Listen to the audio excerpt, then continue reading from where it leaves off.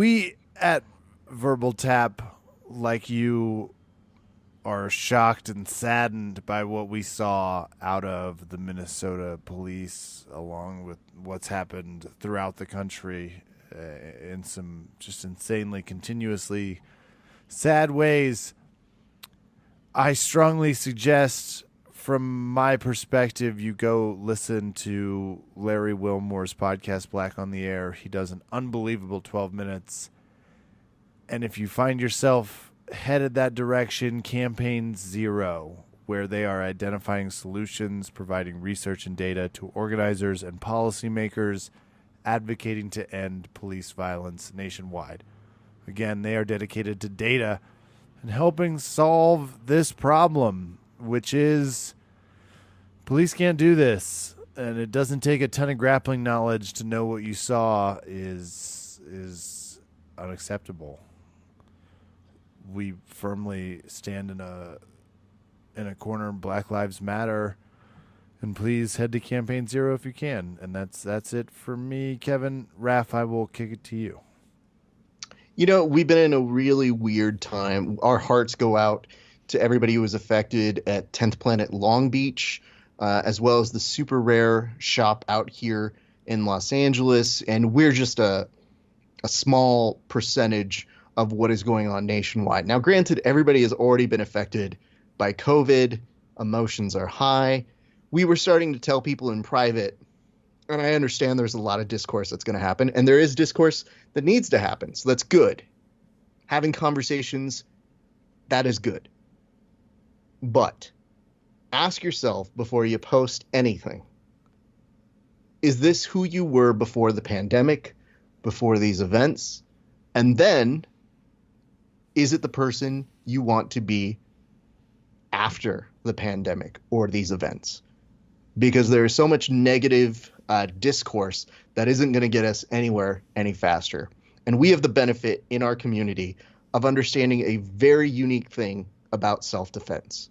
So I think a lot of us are in agreement that, yes, we should always be looking out for those and protecting those, and especially looking out for those people who are trying to protect our civil liberties, as well as those people who are also going out there and protesting. So it's our hope that you guys feel similar in the way that we do, because there are a lot of folks out there who speak aggressively but say very little. So our little humble suggestion is just, if you can, listen a little bit more than you're going to aggressively say nothing. We're going to do a show tonight.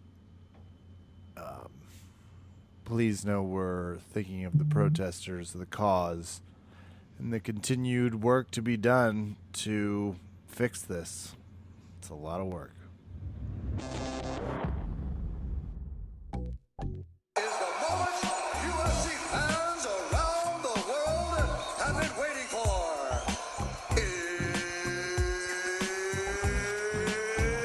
It's time!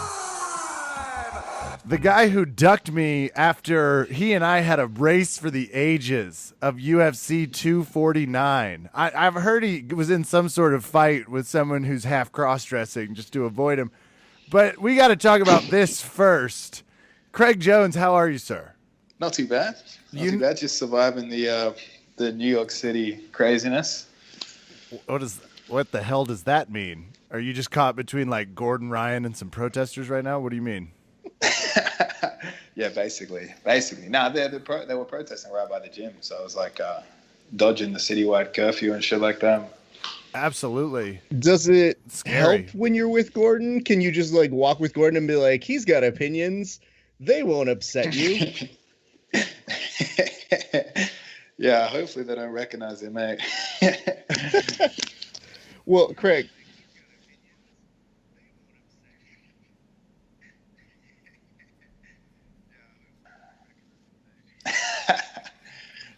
Just avoid the police. Leg locks I don't mean, always if work there's so well any against the rubber service that you bullets. really And you're seem to pretty, play they're gonna on the see Down Here Death Australia and be Squad, like, no one's you've gonna definitely care. got a bunch Just of give me people. a Like, you've pop. got at least Nikki, who avoid kind of just stays quiet and does his thing. You've got Gordon, who can't shut up. Gary, who's like America's little brother. And then you're like the diffuser uncle that comes in and is like, hey, guys, who wants a beer? I know you're underage, but I'm the cool uncle. Yeah, I'm the weapon of distraction for those guys. Well, let's get into a few things. You didn't come back. UFC 249, Raph. Yes, thank you. I was transitioning to let him know that we do have some results. And it's weird. It's customary for people to come back on our show the week after the UFC that they do over under Kevin on. Kevin, is there any reason that you think that Craig would have tried to avoid it coming back on the show for any reason? Because he and I were in a overtime locked race, and it's a tough thing for a guy with a big ego and an even smaller setup. You know what? Not the podcast. It's tough for him to come back on and admit he lost and he got beat, right? And I don't know what he's going to come up with. I didn't shave anything. I barely trimmed my face or any other part of me. So I'm as dry as they come, and I still won. Well, first of all, what was my excuse for not coming back, Raph? Well, hard to remember. I mean, I don't know beauty that I want to sleep, disclose that. If you an would like to tell Ambien. them, that's perfectly fine. I honestly can't even remember that. Oh, You God. weren't feeling well. You had a little bit of case of the tummy grumpies or the bluesies Oh. bluesies. It's hard to Yeah, remember. actually, you know what happened, actually? I'm in this fucking shitty apartment in Hoboken, and my fucking fridge started malfunctioning. So some of the food I ate was no good. Started overheating a little. Oh wow, Hold on. you and Michael Jordan. That's fascinating. Hoboken. Yeah. You had me at Hoboken. As soon as you were like, I'm in a shitty apartment in Hoboken, it was like food poisoning, some sort of checks out. That's fine. I didn't perform as well sick as Michael Jordan, unfortunately. I feel like I'm sick for every event. I bring pink eye to ADCC. I'm fucking sick all the time. I had COVID-19 for the tag team match. So, Craig, the thing is like, I don't really do a verification. It's not like I make you produce some doctor's documents or anything like that when you say, hey, I'm not feeling great. But to hear that you did it to yourself, like, the fridge was bad, you probably figured out, it's 50-50. Why not just eat this num-nums anyway? And let's see what happens. So, were you okay after? What ended up coming of that? Well, I should have known, because I took the milk out of the fridge that day, and it was visibly no good. But I still Australians. God still damn trusted other Australia. Yeah, no, I recovered pretty quick. Luckily, it didn't hit me too bad. I'm still battling the fridge now, trying to fix it, because it's hard to get a replacement delivery during COVID. You know what I mean? Especially in New York right now. But yeah, I'm saying I had a legitimate excuse, but I did lose. I didn't know I lost that because I forgot the bets, but I was assuming I did. I think because I lost the first fight. The first fight of the night, Yep. I picked a heavy underdog, and he was doing surprisingly well, but he still lost. You picked Smiling Sam Alvey. I was impressed by the gravitas, but I ended up winning. You also got Gaethje, and I had Ferguson because I'm an idiot. So you still ended up very close. 9-8 was the total score. Oh, shit. There were only 11 fights, so you and I should have both put some money down in Vegas. We did pretty good, yeah. Mm-hmm. And frankly, I'm still a little peeved about the Nico Price-Luque situation. And I definitely think you should be pissed because 2 of the split decisions that could have for sure gone either way went to me. So that was tough. Nico Price, he's probably suffering quite a bit right now, hey? That was a beatdown. Mm-hmm. Well, Yeah. Craig, I think the interesting thing here is that you had a feeling in your gut, aside from all of the probably food poisoning that you were getting at the time, that said, I don't think I'm winning this one. So, Kev, remind him what it is that he has to do. So you were going to send me a pair of your classic leopard print cheetah shorts, which are going to look more like a Speedo on me based off of a just juxtapose of my hips versus yours. Even if you got XLs, I have a way. I make those like tight grappling shorts that should look like, you and Keenan wear them and they fluff out. They just barely hold on for dear life when I strap them on. So you were going to have to do something similar on Instagram as a promotion for the show. You didn't love my idea, so I have a caveat, Raph, that I'd like to pitch you both that is in the spirit of him having to do a 15 to 20 second. He was going to have to lip sync to Fergalicious, but Ferguson didn't win. Correct. I did, so that doesn't make any GD sense. So my thought is, just in his grappling shorts, he said he sends you a video, Raph, that's just every day there's a problem in grappling. Smash cut, and this is where, Raph, I need you to sign on to do some editing, just as a heads up, to somebody being like, it's a verbal submission. And he says, it's a verbal tap. This is a Craig Jones endorsement. That's what I want. Where are you? Parties agree. Do parties agree? Parties agree. It's just more work for me. Like, I didn't understand the bet had more. That's why it was a surprise, Raph. I could have told you before. I thought on air, and you really get the bravada of you being like, did you sign me up to do a video editing? Great. Yeah, no, this was not discussed beforehand by anybody. So this is clearly if Raph's doing more work than usual, we're both winning, Kevin. Oh. Boom! It's a 9 to 8 performance, Raph. Oh, okay. Anyway, well, that's great. Why don't we go ahead and transition now that I know I've got all that shit to do about this weekend. Craig Jones, you, Wagner Hocha, the people were very interested. Chael was very interested. Tell us. Well, Chael was interested, but Chael spent 10 minutes explaining the rules of overtime that we all quite clearly understand after the match, but he was interested. Yeah, go on. How was it? All right. So, I mean, obviously competing with Wagner is going to test your patience. Test your How's your face? stability, right? Your nose okay? I saw he popped you with an open palm there. Yeah, so let's go to the list of things he did to me. So he was talking smack the entire time. He popped me in the face, and he palm struck me, but somehow scratched my face. And he said, "Tell Gordon that one's for him." What? and then Wagner's fantastic. He's obviously twisting the fingers and stuff as well, and basically disengaging. I was complaining to the referee because he was so slippery, and his response to that was, "Nah, it just shaved my legs." And I was like, you know what? It's a strange time to feel proud that you made a man so scared of you that he shaved his legs. It should feel good. I was like, what else did he shave? There's no way he stopped at that. He was like, you never know when you need those extra leg space to get out. Yeah, where does it where did the line stop? And then the last thing he did, which is probably the most irritating thing. Well, actually, all right, so let's go. We got into overtime. I start on his back first. So in our first matchup, I went for an arm-in rear naked choke. And I managed to hold him in the position, but I didn't get the submission. So I thought I'd go for the same submission again because I've gained a bit of size to see how effective it was. But it's sort of a trap to get them to take their shoulder away from their neck. So I go to apply the same submission, arm-in rear naked choke. And he says, that didn't work last time, as he defends it. But then in the course of defending that one, left his chin open and I strangled him about 5 to 10 seconds straight afterwards. So he went from talking smack to tapping. So then obviously, I think it was 35 seconds overtime. So he gets a shot at my back now.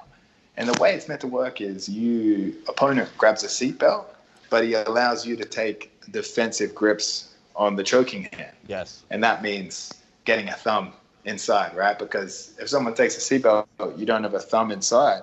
The ref says go. There's nothing stopping them strangling you immediately. So what Wagner tries to do is he quickly jumped on the grip and then tried to hold it so tight and maneuver the wrist so I couldn't even have a defensive starting position.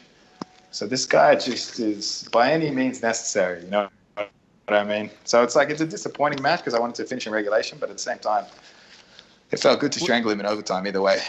You missed a beautiful moment where Chael was like, I don't think he's a dirty fighter. And then seconds later, he's like, I shaved my legs.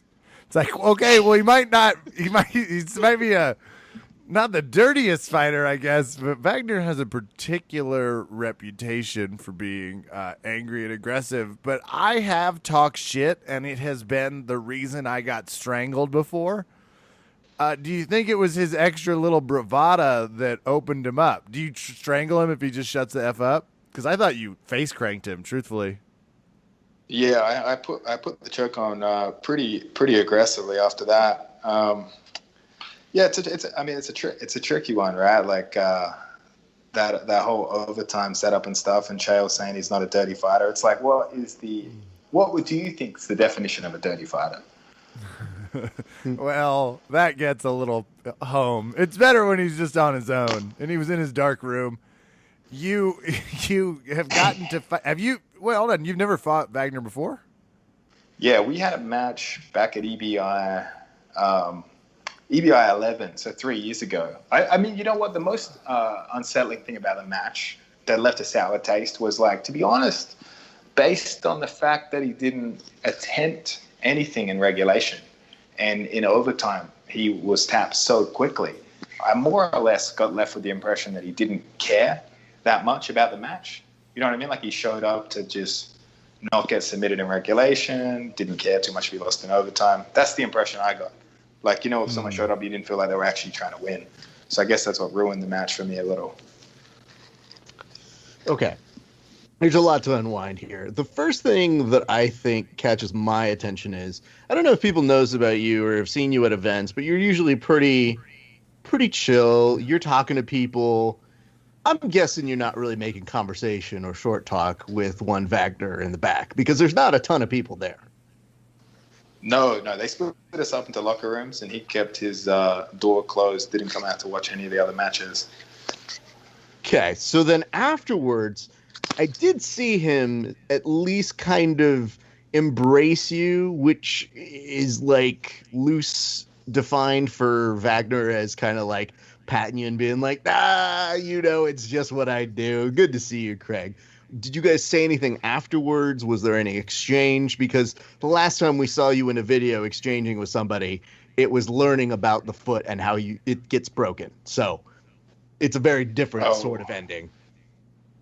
I think we said something afterwards. We briefly spoke, but not like usually I mean, this is the grappling match. Usually people talk to each other before the match. Usually they'll talk a bit of shit after the match, just friendly sort of banter and stuff. But yeah, not too much for that one. If I had been Vinny's knee surgeon, I'd have called you and been like, first of all, you're an asshole. Second, do you mind telling me what it is you did to this poor man? Third, thank you for the new Tahoe. The family's going to love it. Well, Vinny still thinks he's not injured. He apparently wanted to compete at this Submission Underground. Yeah. I feel like we're going to see him in a Spartan race fall down at mile 1. He's going to be like, just sprained it. Like, okay. Yeah. It's another 10th planet conspiracy. Well, you're on a nice little tear from, not just sorry to Vinny Magalhaes for the pardon the pun. You're on a good run here. You really destroyed, as we're referencing, Vinny's knee, which we didn't know could, and possibly an ankle, which we weren't aware of was possible. That was referenced. Now you beat Wagner, and Rev called it there's a ransom on your head now, which I kind of find pretty fun. But in terms of fighting Wagner Hoxha, why didn't you leg lock him in the beginning? Not to come to his defense here, but it's not like you had a ton of time to attack. You did keep trying to Vinny Magalhaes him. So how close were you to a leg lock? It looked like you were pretty damn close a few times, and why didn't you get one? There was one time that was very, very close, but yeah, just Wagner was able to slip out of it. But I mean, potentially the match might happen again. I believe June 21st they're doing a tournament, and the winner of the tournament will face off against me. So I think Wagner, he might even be in the tournament. So he might potentially could win the tournament. Oh, stop it! You know he's going to be in the tournament, not fighting people and going to overtime. strangling them, putting bloody noses. Like, calm your nerves. He's going to be there. Of course he's going to be there. He's definitely going to enter as like Ragnar Vocha with a little fake mustache and come in and be like, "Hey, everybody, it's me, Ragnar Vocha. Come on." And be like, This time I got the full Brazilian. I'm here. Well, they seem to be making you the franchise star over at Submission Underground, and that's great. What does it feel like to now have a tournament specifically designed to find someone to murder you? I think it's pretty fun. Just sort of some fun sort of promotional stuff. The tournament only came about because so few of the bigger names actually wanted to face off against me under the Submission Underground rule set. A lot of the guys obviously averse to EBI overtime and stuff. So I mean that keeps them out. But yeah, so we're just doing the tournament. Really put a price in the tournament. So they win the tournament, they get to face me, and potentially I guess become the next Submission Underground star, per se. It's not really a thing, but for you, I'm interested in finding out, are you competing on that card? Or are you just, letting them do their sort of a thing? Yeah, are you the dangling box above? Are they going to dangle you above the match? It's like Craig Jones in a life-size cage. You get to fight him if you win. I'll be competing on the show as well, which is funny. They announced the tournament before I faced off against Wagner. So, which is like, it's a big ask. They're like, you get to face Craig, but obviously if he loses against Wagner and he loses on the day of the tournament, that sort of ruins the tournament, right? So thank you for mentioning that. I thought I had skipped too far ahead when I was trying to catch your match, because I was like, wait, would they announce that? No, I'm following. Yeah, it was almost like, Craig, we have such confidence we'll win against Wagner tonight. We've put him as the prize cage match. Now, at the next event, are you fighting the winner of the tournament, or you're just fighting someone else, and then you'll fight the winner of the tournament? Yeah, so I just have a super fight on the event, and then I'll face the winner of the tournament, I believe, on July 12th. So it's like 3 weeks. Basically competing every three weeks for Sug. Rumor has it, Raph, and this is Verbal Tap Legal's not happy I'm sharing this, but rumor has it Wagner has been working undercover as a refrigerator repair person, and I have it on authority he might have been the original saboteur of Craig Jones Food Supply. You heard it here first. It broke. Well, I guess the strong evidence here is that whatever they try to find for COVID in terms of antibodies, at the very least, we should be trying to study whatever's making Craig still alive. Yeah, he actually might have got some grease on him repairing the fridge. But you have to understand, from our perspective, the last time there was a weird stop in the action, a foot was broken. And so I was watching this one intently, and when you were looking at the ref, I was like, Jesus Christ, did he break the foot and I didn't even see it this time? Like, last time we at least were witness to it. This time was Craig trying to be like that. And then when you heard Lubegate, and then you hear that as a thing that's kind of, perpetuated by Chael. And who's my favorite, by the way? He's like, I don't want to perpetuate a rumor, but based off of this interpretation of Craig doing a flight landing hand signal, I can only presume he's got KY, honeysuckle, anal silicone jelly, and whatever else all lubed up on his shins, which is a great idea here. Not a dirty fighter, a lubed up fighter. Yeah, I mean, Chael was actually telling me a trick afterwards. Chael was like, there is actually a trick to work out if someone's got grease. And you guys could probably try this at home and tell me the result. He said, if you can click your fingers after touching someone, it means they don't have grease. So if you guys touch some moisturizer or something and then try to click your fingers, it won't make a noise. Okay, well, I don't know that was the most helpful trick that the fans were looking for, but I do appreciate that you it's scientific. shared it anyway. Well, excellent. So they're racing you like a stock car. Are you still good? Is this still fun? And can I ask, is there any COVID testing going on while they're bringing these fights? That might be inside baseball. I don't know if you can answer. Yeah, it's still fun right now. It's actually, I'm enjoying competing without the fans there. Like in a way, it just doesn't feel as intense. You know what I mean? You got the full live audience there. You see everyone. You go out. It feels like more pressure when you're just competing in a random barn in Oregon. It feels a bit more like training. But yes, they do take our temperature. That's the extent of the COVID testing. Noted. All right. Well, the other thing to kind of consider here, Craig, is as this is happening, you obviously mentioned you have an opponent. Do we get to know who that opponent is, or how soon before they announce that sort of a thing? I don't think I'm allowed to announce it, but it'll be. They should have the poster out pretty soon. They'll announce the whole 8-man tournament lineup, and they'll also announce my opponent. Would you be interested in this? And hear me out. I think what you should do, and again, I know that everybody has their way of warming up, especially if you're competing that night, but I think you should do commentary with Chael. Like, if the whole purpose is to have you dangled as a carrot in front of these 8 guys who all want 10K to murder Craig Jones, they should have you, and even if you can't be in the same room, they can hook up some sort of satellite that talks to each other. It's pretty easy. And they should have you commentate the matches with it, because I think that builds for the next chapter. That would be a lot of fun. I should talk to him about that.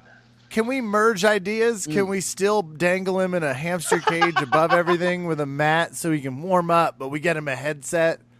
So it's like I'll commentate so the opponents can hear me. I'll try and be cage side. Talking shit about it. Not how I would do that leg lock with Craig Jones. That'll be good. And that's fascinating to me that you I think grappling is one of the few sports where we won't notice there aren't fans because, you really spend so much of your time fighting like that. Even when you were a young up-and-comer before you had your marginal 80cc success. I'm just being a dick for no reason. I apologize. Before that, this is kind of how you were used to fighting for like 10 or 12 people. So it's kind of interesting to just put you in a barn and watch you try and leg lock someone. Yeah, you're right. Jiu-Jitsu's never really had a large audience in attendance. Well, even for UFC, it works. Like in basketball, I think it'll throw everybody off. In soccer, you can see they like went to go celebrate and were like, who the fuck do I take my shirt off for? Like, what are we doing here? But in MMA, it's just like, yep, normal, how we train, fuck them. So let's fight. So it's an interesting, and grappling, I will give Chael, the matches were fantastic. So there might be something to it, at least this time. Yeah. I mean, I got to give Chael props that he managed to do this throughout the whole COVID crisis. Like, there was no stopping at all. I think this is his 3rd show during quarantine. It's insane. Yeah. He's a brave man. You've been one of the most working athletes outside of the ACL, which is the American Cornhole League. And you can find that on ESPN. The championship was legit. It was. This one guy had a Wagner Roca-like approach to hitting the hole. I dug it. That's what Wagner said. Will be a new segment we start. Craig, you're doing it S-Ton interviews. Where can people hear you before we kick you out? You know what? Don't plug them. Just listen to this one. You got all you need. Don't go to the other ones. This was the best one, so. We'll look forward to a video of you in inappropriate cheetah pants. That's how I refer to yours, even though they fit. Go ahead, Ref. I forgot this. We actually had one fan question submitted inside of our group, and it was this. It says, hey, Craig, what would you give as a starting point to build a leg lock game? What types of entrances and metagames specifically? Oh, to start building it. Mm-hmm. That is a very tough question.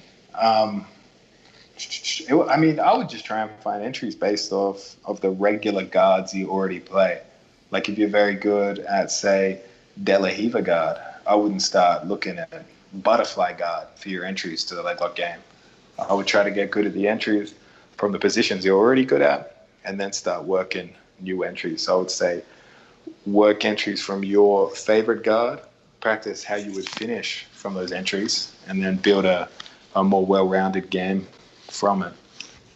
I appreciate that. That's very nice. And thank you, Christopher, for that question. I guess it was very nice, and I want to thank you on behalf of the community. I don't know if you did it, but BJJ Fanatics gave out a couple free days of your Triangle DVD, and I ended up sending that to a couple of my friends who specifically think I'm very hard to triangle because I have a large head. And I said, well, here you go. If this man can't help you, it's really your fault. It's you. It's really that. Well, I do hope they strangle you now. I don't, but I put it to you like this. We appreciate that. We appreciate you coming back on the show. We know you have media obligations here and elsewhere, but we're very happy that you were able to get some, not finality, but at least a good next chapter for Wagner. And we look forward to seeing whoever you've got coming up next. Awesome, guys. Thanks for having me back. Bye, Gregor.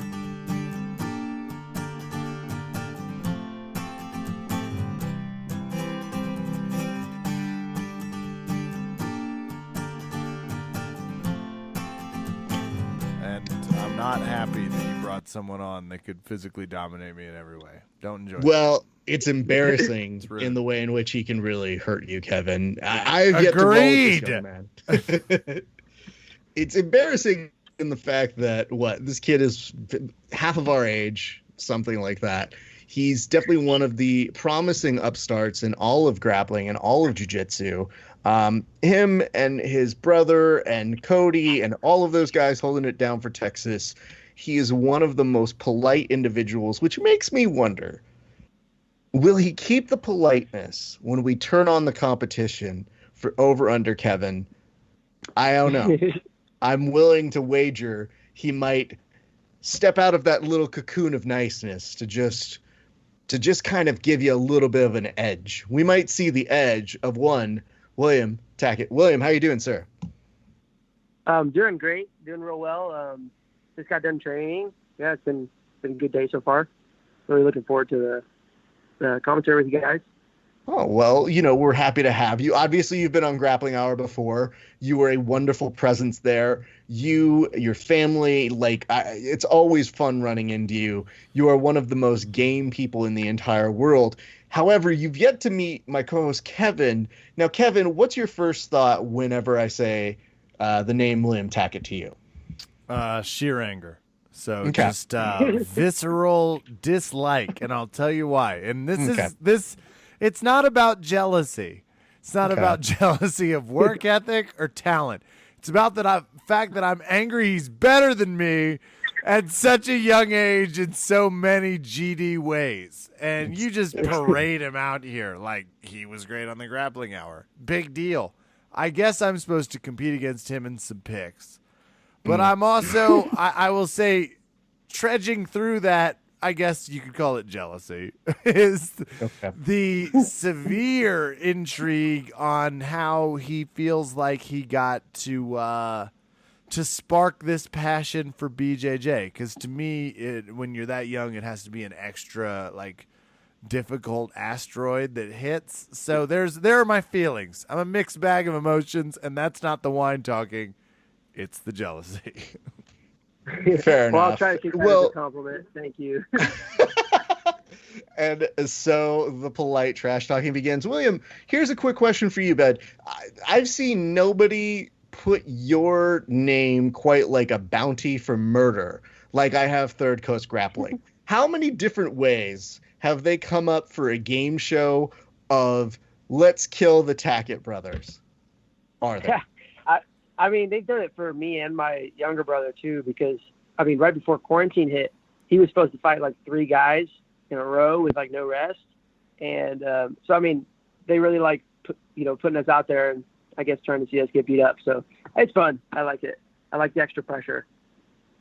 Yeah, clearly. And I've met your brother, and your brother, he's got, a very mischievous, if I'm, comparing you to him, he seems a little bit more like, man, this kid is not afraid to play a prank. He's not afraid to get under his skin. And obviously it's a good nature and fun. He's a very nice kid like you are. You guys are raised very well. But at the same point, We've seen your track record here, and we're very impressed. Tell us a little bit about your fight to win. Not past couple very, weekends. Raph. Normal Oh, amount God. impressed. No. I remember No. the Keenan days. I watched Kit Dale flare and burn Oh, like we shut up. didn't even use his mustache. I'm not very impressed yet. I want it noted for Okay. the record. For the note for right now for you, Kevin, is we haven't even gotten to the competition yet. So this is the nice part of the show. So as we were saying, Will, tell us a little bit about the competitions you've had. You've apparently defended your belt with honor the past couple weeks. Yeah, it was pretty fun. Seth hit me up like 2 weeks ago asking if I wanted to fight for the title. And I was like, yeah, let's do it. I hadn't competed in actually quite a while, since December. So I was really excited to get back on the mat. I was able to get out there and get a quick triangle, and it was real fun. It was real cool to be back in the jiu-jitsu community. And then, Any nerves with that kind of layoff for you? Because you're at the top level now. You have people watching. Does that add a little pressure when there's a break, or was it just pretty natural? There really actually was a lot of pressure. I had a lot of pressure going into it just because I hadn't competed in a while, and I was a little bit nervous. As much as I've competed, and last year I competed a ton, it still was like a little bit nerve-wracking because I was like, oh man, what if it's a little bit different? Like I'm maybe, out of sort a little bit. Just getting all the little thoughts running through my head, but I was able to get out there and get it done. And it kind of got rid of the nerves for the next match because Seth hit me back up and asked if I wanted to defend my title for the next weekend. And I felt a lot better going into it, a little bit less nerves, more, just kind of more excited to get back on it because it was so fun last time. I think that's cool for people to hear because when you're trying to grapple and be at that competition, not at your competition level, but when you are at yours, it's interesting to hear you still go through that process of, oh, snap, it's been a few months, and then it kind of gets more comfortable. Mm-hmm. Oh, yeah. I mean, I think everyone kind of goes through that. I wouldn't say that the highest level guys never go through that because there's always that little thing that happens. Like I can guarantee you that when Gordon came off of his knee injury, he was probably had some doubts in his head, will my knee hold up, yada, yada. And, I think that everyone goes through that little bit of, nervousness. When he anxiety. started using all those steroids, will my steroids hold up? I'm just joking. I'm just throwing fire. Yeah, I was about to say, I was like, you're not wrong to point out for most athletes, Gordon is very hard-headed. So of all of the people who would have some confidence in going in and being like, no, my knee's fine. Actually, it's been better than Felipe Pena's at his age. If you look at the stats, my knee is actually superior to his. If you were to make it go into a race, I know that for sure. So Oh my gosh. that's just how Gordon rules. But hey, here's something I wanted to ask you about because you can tell me yes or no. I didn't see it, so I always look for results, and I'm always happy when I get to see how things go for you. But did I happen to see you with a headset over the weekend? Headset, yes. Yeah, I was able to commentate on the fight to win that I competed at. I was able to defend my title and hop on commentary with Howell from Flow Grappling. It was pretty cool. How did you like doing that? It was real fun. It was a lot different than I expected. You have to really pay attention to both sides of the match because normally, I pick my favorite and I kind of root for him and watch their jiu-jitsu or pick the guy I'm more interested in. But, you're out there commentating. You can't just talk about the same guy the whole time, especially because if it's your teammate. So when it came to Gabriel versus Lucas or the other checkmate guys, I had to look at the other guys' jiu-jitsu too and talk about it. So I had to pay more attention to both sides, and it was really fun. I liked it. Interesting. Don't get too used to it, kid. Those of us who need those jobs, we understand. I would ask you this, though. Did you do it before and after your match, or did you do it after or before? How did that work? So Seth asked me if I wanted to hop on before my matches, and I had got there only about 4 matches before mine. So I was like, let me just warm up and get my head in the game, and I'll hop on after. So I just ended up fighting and then going and getting changed and then hopping on the mic. Raph, any professional will tell you you're going to get hop-ons. You will. You're going to get hop-ons. Not just hop-ons, but you got to love the organization of, anybody want to talk? We don't really... Well, all right. I mean, yeah, we don't really put this together all that well. I would tell you this, though, Will, which is you and I have a connection that I don't know is hyper favorable, and I know I've asked you about this in the past, but now that you've done it, do you understand now how more when you got hit by Tex, I was reacting the way I was now having done commentary? Because I am famous for in that clip of when he slugged you in the face and you took it like a champ and you were very good about it in terms of not raising a stink. You just did that. My reaction was, whoa, do you understand how that happens now? Oh yeah, because you're pretty much in the match. Like you feel like you're almost participating in a way, and really anything can kind of shock you. Like I saw a few really cool submissions, and I was really impressed. And I feel like I probably shouted or was like whoa or something. So I could definitely see how that happened. But that like for us, there is a want to be that highlight clip that you get to say like, oh, and he finishes it. Like you want to give you that much respect. But instead, now on your and I's kind of trajectory in the Venn diagram where both you and I exist, there's definitely me being like, did he just punch a kid? What the shit? Like, so I am happy kind of understand my side, because I wish I had been even better in that moment, but that was how I felt. That was where I was at the time. And I had people sending it to me and I laughed pretty hard because I knew once you were okay, I was like, well, yeah, that's how it reacted. And I mean, in retrospect, it happened. So let me ask this. Okay. So that's what you got going on. I'm very excited about the Third Coast one in the gi. Now I haven't seen you in the gi in a while. When was the last time you did a gi competition, sir? So I did a gi competition back last year in the World Championships. I believe was the last time I competed in the gi. Okay. I did a few gi tournaments last year. I competed in Austin Open, Dallas Open, Denver Open, Onnit World Open, and then the gi Worlds, all in gi. But gi Worlds was the last tournament I did, so about a little over a year ago. So it's going to be a pretty good break for me, but I'm excited to hop back on it. Well, if there's anybody I'm excited that they've put into this, and this is no disrespect to anybody else in the bracket. We know them. We're friends with a majority of them, so they can suck it. Mm-hmm. But I just like your attitude in terms of, yeah, man, plug me in. And then the next week, put me in something else. And then the next week, if you got something, put me in that too. So I hope from our side, there's a high amount of appreciation. Now, here's an important part of the game for picking the UFC stuff. Mm-hmm. I do require you to talk a little bit of trash. Now, you're so nice. Do you talk trash to Cody and to your brother? Are you known as a trash talker? Because you don't strike me as one. Not too much trash talker. I'll kind of give people bad times if they screw up or something, but I'm not really the type of person to talk too much trash. Okay. Well, that is kind of a requirement here. So one thing I like to do for the guests is to kind of even out the playing field.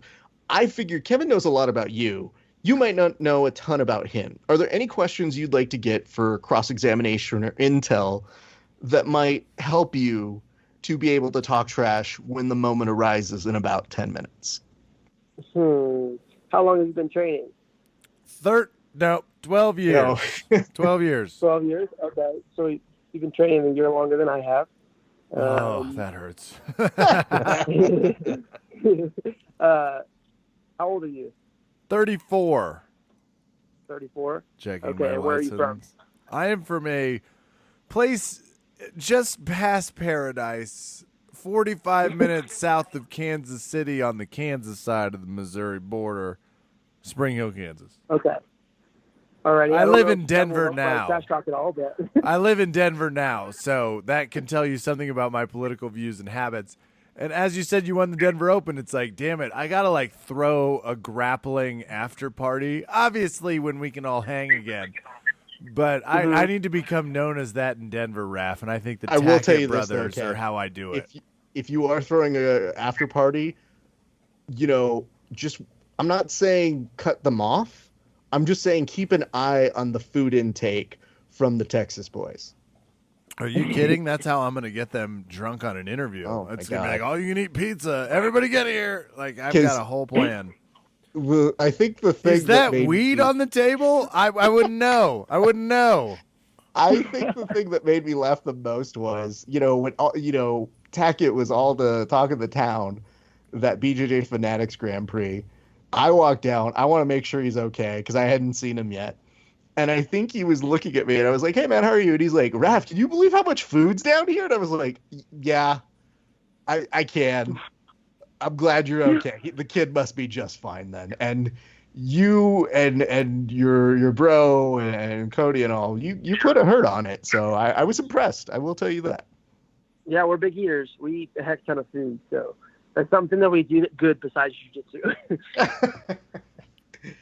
Well, that's good. Kev, do you have any kind of things that you want to ask him before I kind of switch on over? Yes, I do. Yes, Is please. there a loss that eats at you? Someone that got you that you're like, A loss that what? that eats at you, gets in your craw, to use a Texas phrase. I mean, as of recent, probably like the Tex loss, just because I was able to kind of win positionally, get punched in the face, and then lose in overtime. But I normally take losses pretty well, but I mean, that loss kind of gets me a little bit. I wish I would have came on top, but it is what it is. I mean, all things considered, if that's the worst loss that you have on record in terms of how you took it, I mean, it's a pretty unblemished record, my friend. Like, I think that was the best thing that people had to say was people were more concerned for you than you were. And I think it's an indicative of your character. But like, I mean, I've told you this as well before, but it was just kind of like the Raph, what'd you think of it? I was like, well, he's okay. So I can't be more angry if he's not. It's really what it comes down to, Yeah, I never really get too upset after matches. Probably the most upset I've been after a match was, I was actually quite a bit younger. It was right after the ADCC trials, the first one I did back in, 2018. I fought at the Nogi Worlds, and I was really wanting to get double gold because I had lost at the trials, and I was just really motivated. And I took second in the absolute. I won my division and took second in the absolute. And when I lost in the absolute, it was like really weird because it was in like 30 seconds. My opponent pulled guard, put me in X guard, and locked a foot lock in, but they like figure forward over my knee. It was like hyperextending my knee. And it wasn't like enough pressure to tap, but it was like knee barring me, And I like looked at the ref and I like gestured to my knee, and then he stopped the match and said I tapped. And so I lost to that. And I was like, what the heck?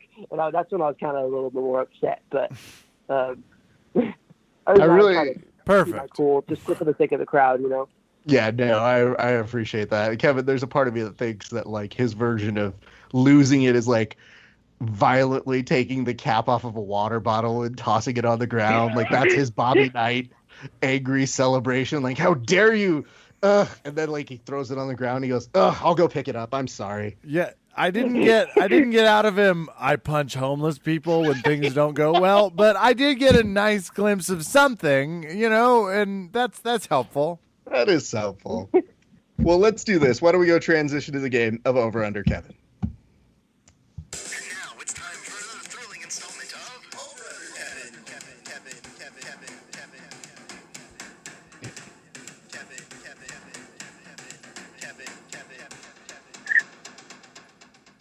Ladies and gentlemen, boys and girls, welcome to an installment of the show we like to call Over Under Kevin. The rules are very simple. The way it works is whoever gets the most picks right wins, technically. However, we have a large appreciation for those who talk a lot of trash. The way that the picks go, each participant gets 15 seconds to say who they think is going to win for every bout that we say, and we do it out of order.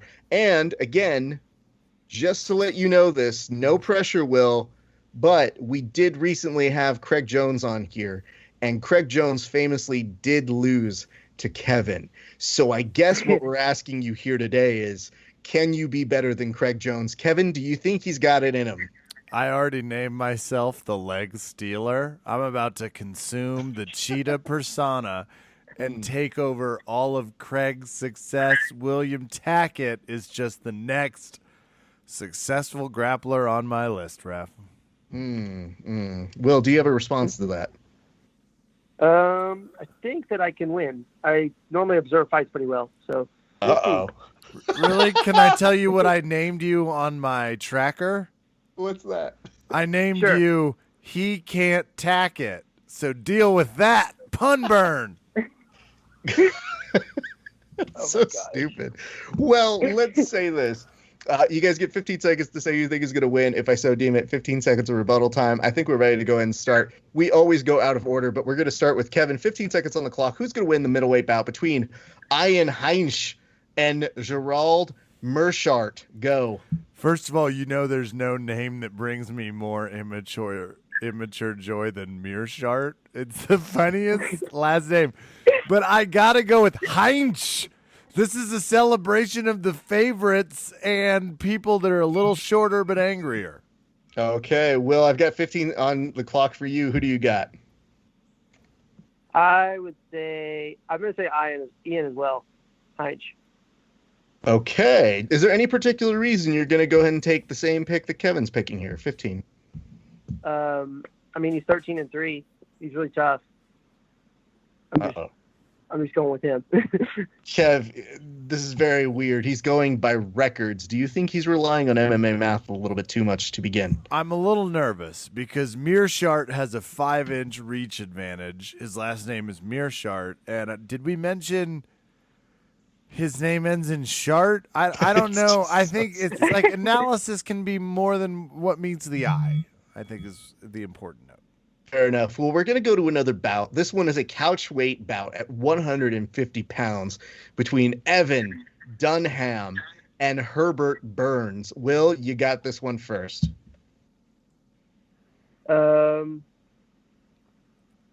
What weight category is it again? You said it's 150. It's a catch weight, 150. Oh, it's 150. And it's between who? It is between Evan Dunham and Herbert Burns. I'm going to say Herbert Burns. Okay. Just because he has the last name like Gilbert Burns, and Gilbert Burns is on a tear right now. Uh-oh.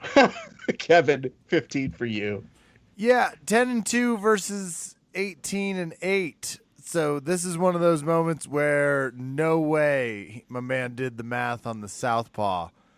I am going to go with Dunham because, simply put, he's not grayed out in the ESPN file, so he has an actual photo.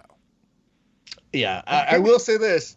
The Dunham bros are friends of the podcast, so if this comes back to them, just remember, Kevin likes you. I wish that had been the only reason. I wish that had been like just because they're friends of the podcast and not because I liked his anger look. I know.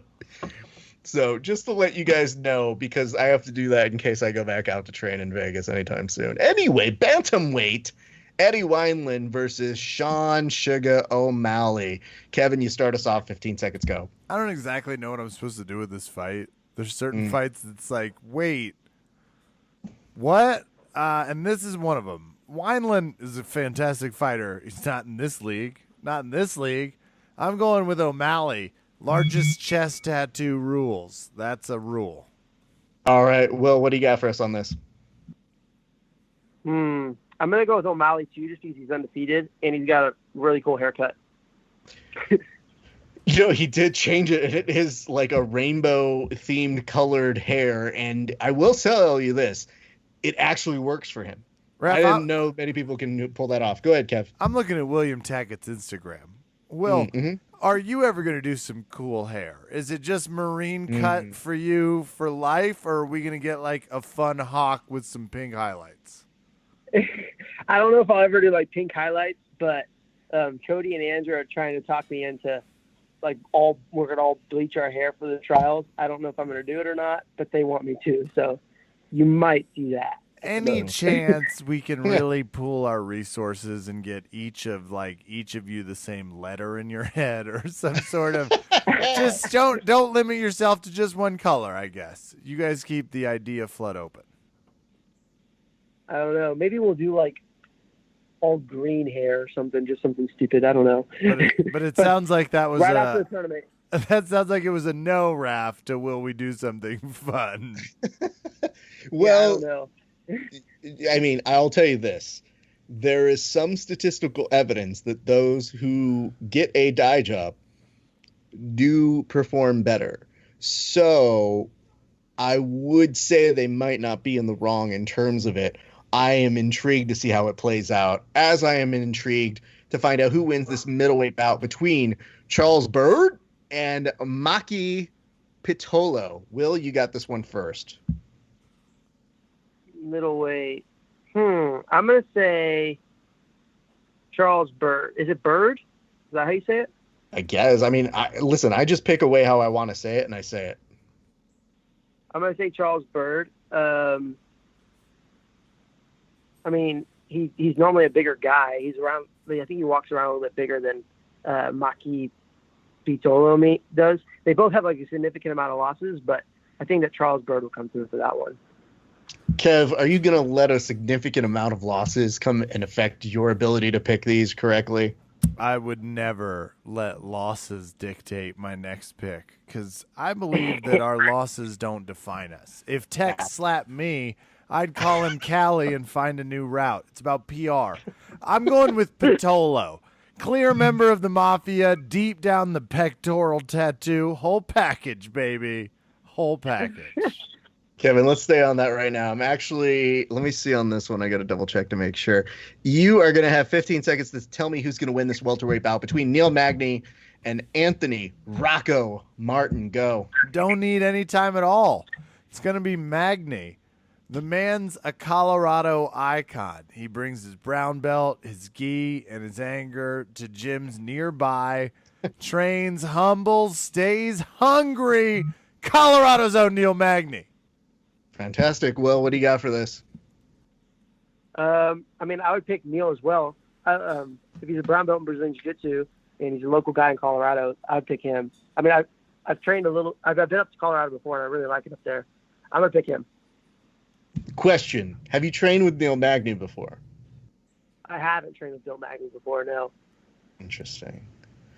Okay. I mean, so Will, one of us on the show is a top level rap. I'm not trying to no. point out things up, like Kevin. that I interject. I accept the challenge. But just clearly myself and younger Tackett, when I see a Neil Magny, I'm like, I'm going to fight that guy at the gym. But that's just me. Fair. Yeah, I mean, But Kev, the you thing don't run. The thing with guys that fight up in Colorado is it's a higher elevation, so they do have a lot better cardio. Because I remember whenever I fought out there for the Denver Open, I was like sucking like air like bad, and I was in really good shape for here in Texas. But whenever I got up there, I was like in really bad shape, like competing. So I'm picking him. Yeah, just to fill you in, Kev, for a funsy, kind of slow, easy day, these kids go out and run track at like their local track and field, just to kind of keep it in shape. So that's an off day for them. Gross. Yeah, I know. You're telling me.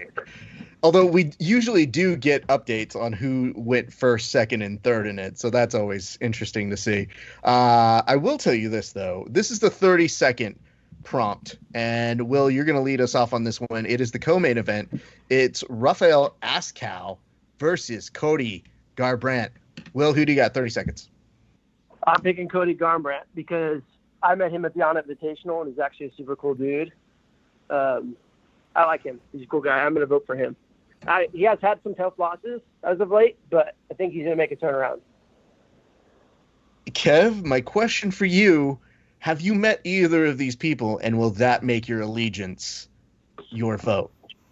As you know, we've met Mr. Asuncao, and I am trying to let the people know if it'll influence my vote. I'm a little nervous that this feels like a favorites-only pick, and I'm already noticing he can't tack it, is picking nothing but Vegas favorites, which is bold. Uh-oh. It's not very bold, personally, but this one where I'm going to go with the plus 120 favorite, Asuncao. Interesting. All right. Fascinating. We're finding out how many people the kid knows, actually, the more that we go I through think this the list. tattoos on Garbrandt's neck have ruined him. And No. that loss They're to Dom camouflage. Cruz. He's not going to be able to be touched. Yes, that's a perfect explanation of the tattoos. Kevin, why have we been doing grappling wrong this whole time? We need to get tattoos so they can't find us in the middle How of am the I supposed to let them pierce my neck, Raph? Ugh, While I'm great sitting question. there? Like, what am I supposed to do? Not scream and cry? Or triangle them? All right. Well, let's move on. This next one is 15 seconds on the clock. It is a bout in the light heavyweight field. It is Alonzo Menfield versus Devin Clark. Kevin? Yeah. First of all, you know how I feel about people that have very, very aggressive chest tattoos. Well, I'm about to flip it on its ass. I'm taking the minefield. I'm walking right through it. Heads up. Okay. William, what do you got on this one? Devin Clark. I'm going for Devin Clark. He has the same name as my dad, and I don't really know anyone tougher than my dad, so I'm going with Devin Clark. Is your dad's name Devin or Clark? Clark? My dad's name is Devin. Okay. So Devin Just Tackett. Got it. I was all of a sudden like, Clark Tackett. What? I dig it. It's Yeah, like a crime fighter. Well, it was also going to be like, one of those stories that like you see in the movies. It's like, my dad's name's Devin Clark too, and I've never met him before. But Oh shout out, my Raph, God. Raph, shout out to Devin Tackett for producing such savages. There we Yeah. go. That's fun. That whole family is a bunch of murderers on the jiu-jitsu mats. Let's go to our next one, featherweight. It is Cody Staman versus Brian Kelleher. Will, you go first. Brian Kelleher. He's got experience and he's got a bald head. They're always hard to hit.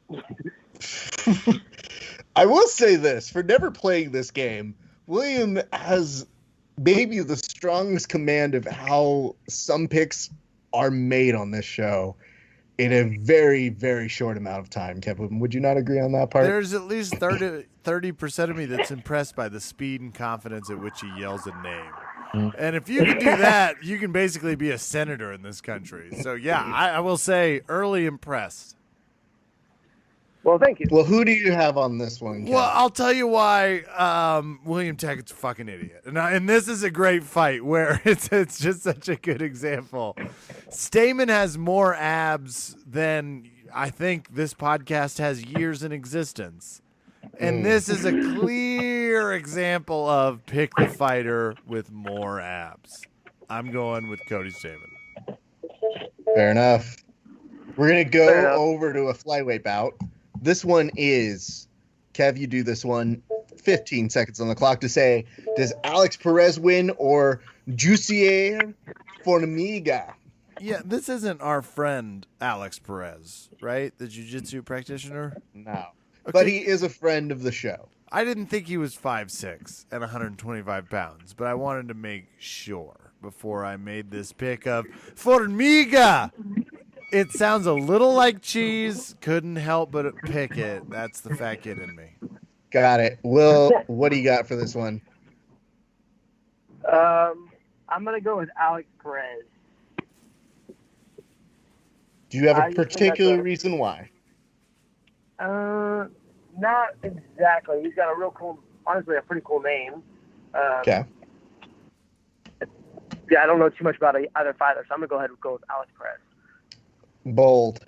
Kev, this is about the time when we tell people that they have to do something if they lose. Now, granted, if you win, the spoils go to the victor. We do normally do a wager on here, and because we're all involved in jiu-jitsu, that means we don't have money.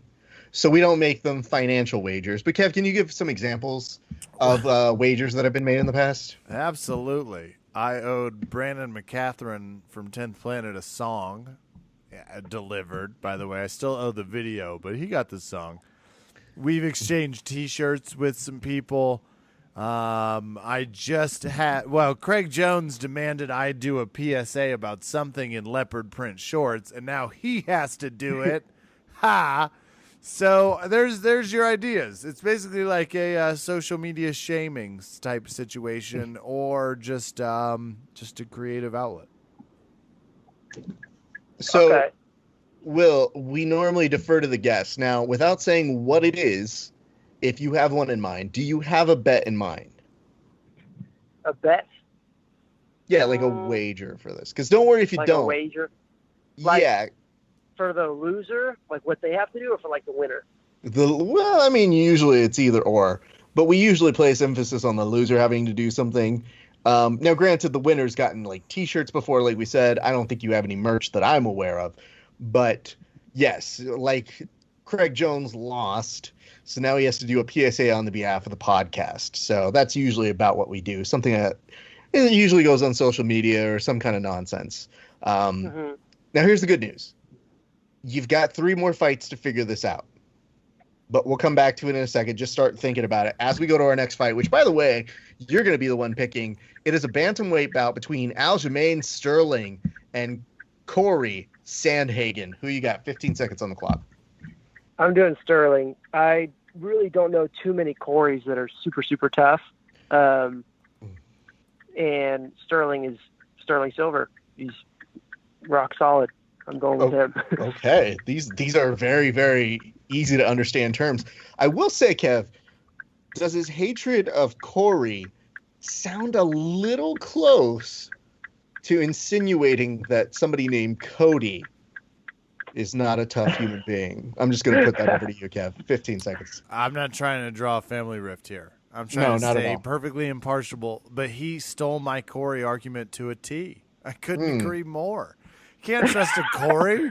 I got to go with Aljamain Sterling. And frankly, I also want to go on the record saying I'm pro Cody's.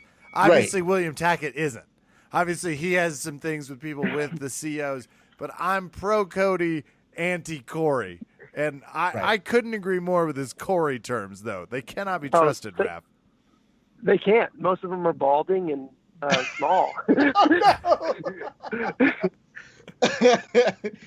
The saddest part is he's going to find, I think, somewhere in his future, Kev, maybe in 5 years, one of his biggest arch nemesis is going to be somebody named Corey. It's just the way it's now. I don't know.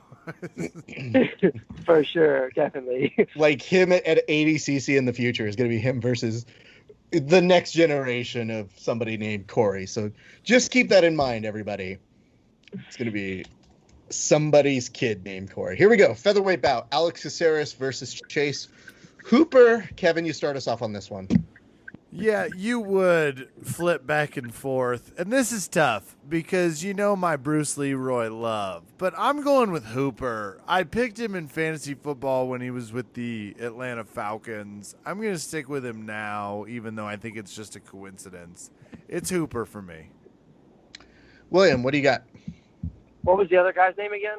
Alex Caceres. He's Bruce Leroy, if you know that. And then Chase Hooper. I'm going with him, not only because it hasn't been picked yet, but I'm going with him just because Gutierrez is normally really tough. So going with him. Okay, so just to clarify, that is Chase Hooper when you say him. No, he's going with Caceres. No, I'm going with Gutierrez. Hold on. He's going with Bruce Leroy. He's going with Bruce Leroy. Sorry. Just want to make sure. Yes, whenever you say him on the show, and there's 2 guys, unless we have a transgender fight that we don't really know, and it gets a little heady on the him, their, they, whatever pronoun they want, we just have to double check. All right. Okay. William, you get to tell us, and you've got 30 seconds on the clock, who is going to win in the main event between Amanda Nunes and Felicia Spencer? Go. There's no way that I could ever bet against Amanda Nunes. She's just unstoppable at this point. She's stronger than any woman in the division, and statistically, I'm just going with her. Fair enough. Kevin? What are we doing here? I tell you what, if Tackett enters a purple belt match, guess what? I'm taking him. I feel the same way with Nunes versus anyone. What are we doing? Nunes is the champ. She gets the respect until the respect is taken. And God bless any Canadian that wants to try and step in the match with her. I don't like their chances. And neither does Vegas, to the tune of minus 565. Oh, God. For Nunes. Yeah, it's up. It's as big as any Rousey. It's as big as it gets. It's got to be Nunes. And that's me agreeing with someone from Austin, Texas. Right. We are, I mean, this is Denver, Colorado. We refer to Austin as like the Chicago of anger for Texas. Oh, God. Like it's basically They're not liberal enough. They're not fun enough, and they don't make good enough drinks or tacos. Everyone knows it. Everyone knows it. Everyone knows it. Our barbecue's great.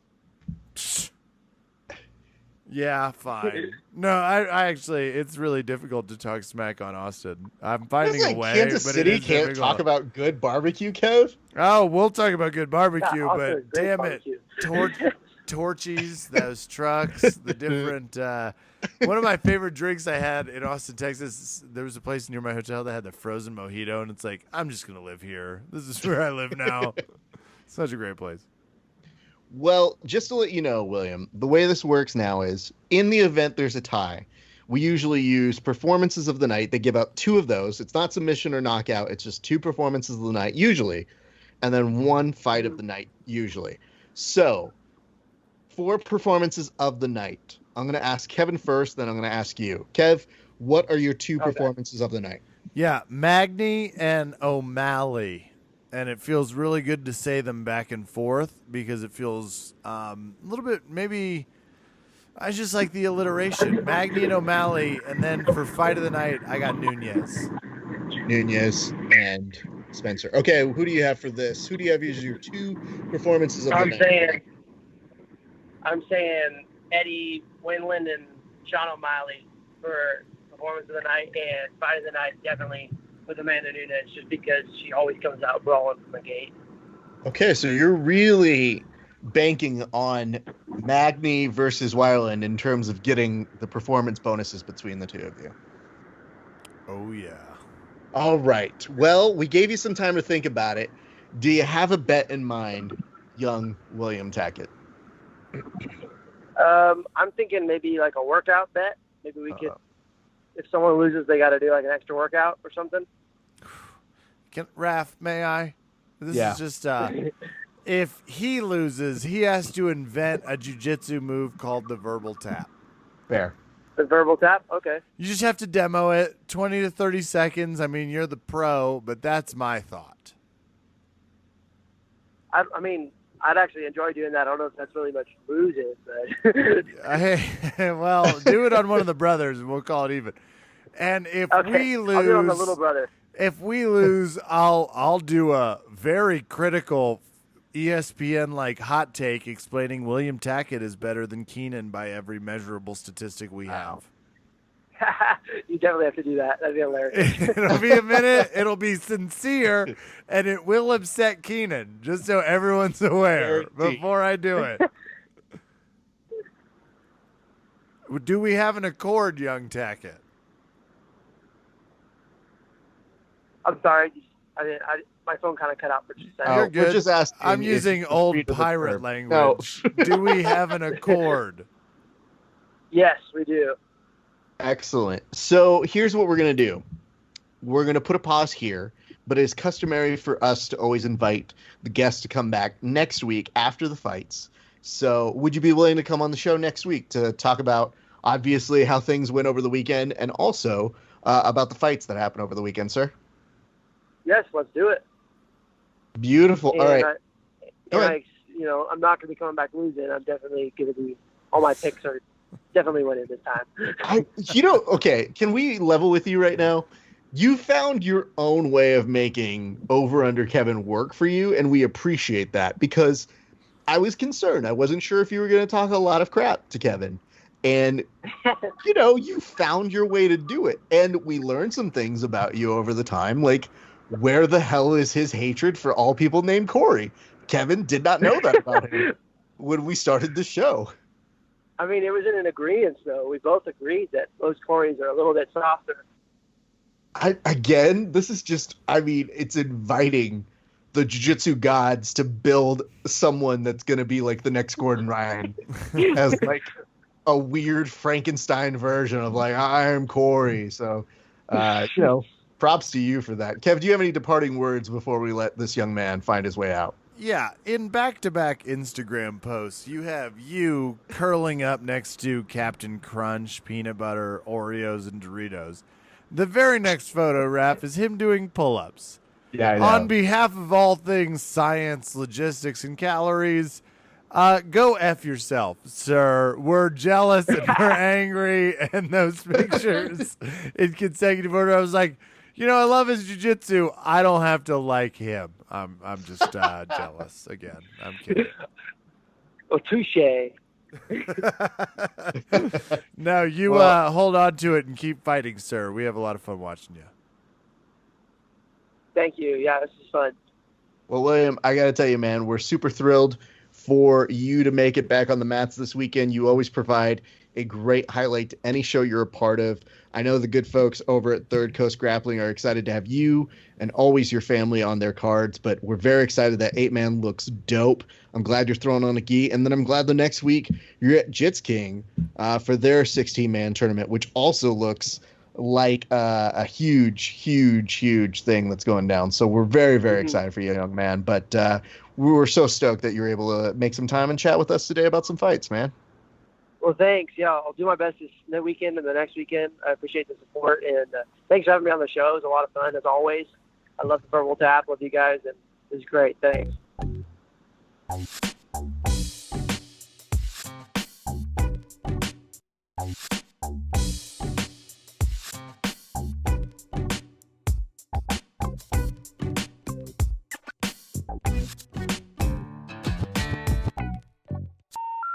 The number you have dialed has been changed. The new number is... Please note, the new number is...